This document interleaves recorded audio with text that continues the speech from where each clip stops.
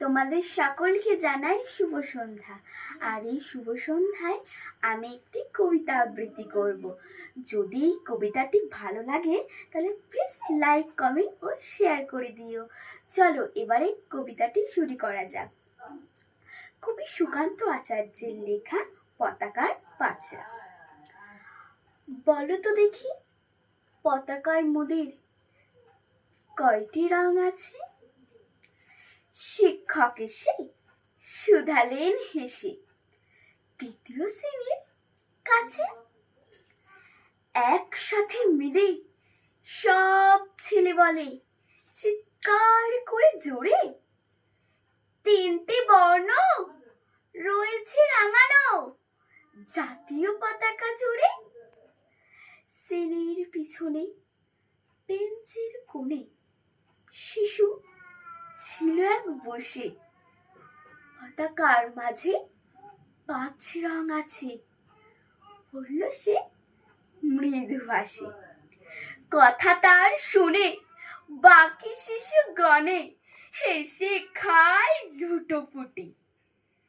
শিক্ষক রেগে বললেন হেকে, বোঝাও কি করে 5টি? মাথা নিচু করে ভয়ার্ত স্বরে সরল শিশুটি বলে,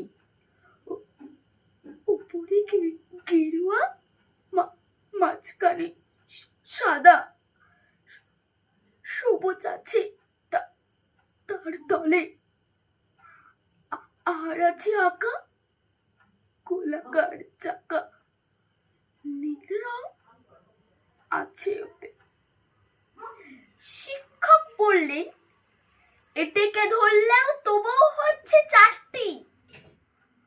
অবুঝ শিশুটি বলল তখন, রং আছে আর এক, লাল চোখ দাগ দেখা যায় ওই পতাকার মাঝে।